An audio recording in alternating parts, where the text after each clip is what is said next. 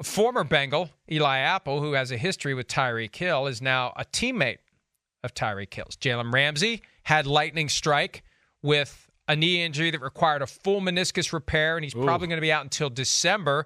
They had to sign Eli Apple, who was available, and people are like, oh, wow, they got Eli Apple. It's like, yeah, but he was also available, folks. Let's not go crazy here. This isn't Deion Sanders in his prime. No disrespect to Eli Apple, but he was available in late July. Anybody could have signed him. Nobody had signed him. He was out there. The Dolphins got him, and now he reunites with Tyreek Hill. And here's just a taste of some of the acrimony of the past between the now former rivals, current teammates, Tyreek Hill and Eli Apple. To who we play?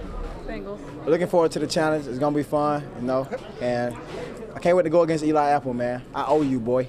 I owe you. I'm here. The cheetah is here. Oh, yeah, of course. His locker is literally right across from mine, so I saw him early in the day in the locker room, and we was chopping it up a little bit and at the training breakfast table. And, yeah, we all good. It's all love, We're on the same team, so all love.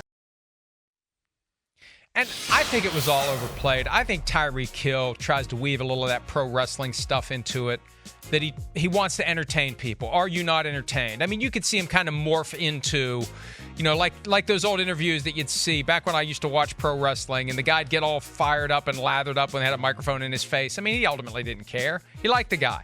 But it makes it exciting for the fans. And I think there was an element of that from Tyreek Hill. And now that they're on the same team, yeah, you're on the same team.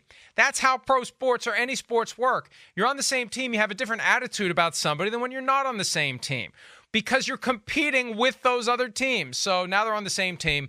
And apparently Mike McDaniel, coach of the Dolphins, said yesterday they talked to Tyreek Hill before they brought in Eli Apple. And it's good that Tyreek Hill didn't say, I don't want that guy here. We need good players. And yeah, we may have had issues in the past when we were on different teams, but now you're my teammate. We are together in this. We're all working toward the same goal: win games, pursue a championship. Exactly right. And with professional sports players, it's not personal.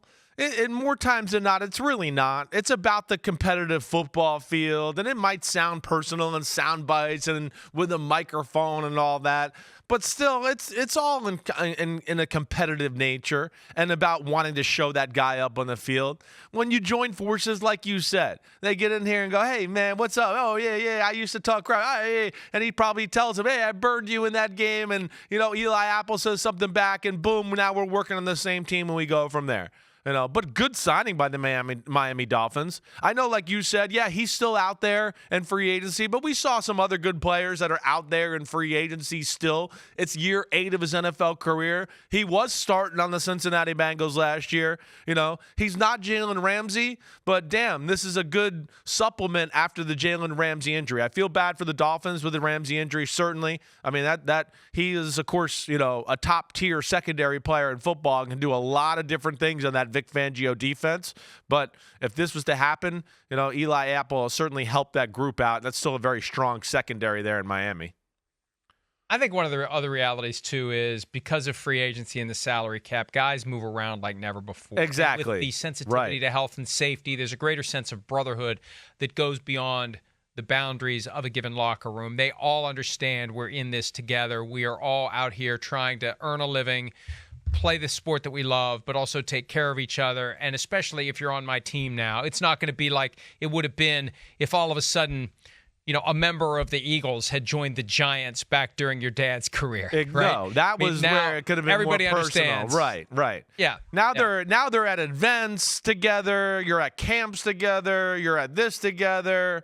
I feel like half the NFL lives in South Florida now in the offseason anyways. So you're right. It's just a small world, and it's a different world now with free agency, recruiting in college, everything. You run into players and rivals a whole lot more, and it's not nearly as personal as, like you're saying, back in the old days in the 70s and 80s when it was the same guys on the same teams year after year after year.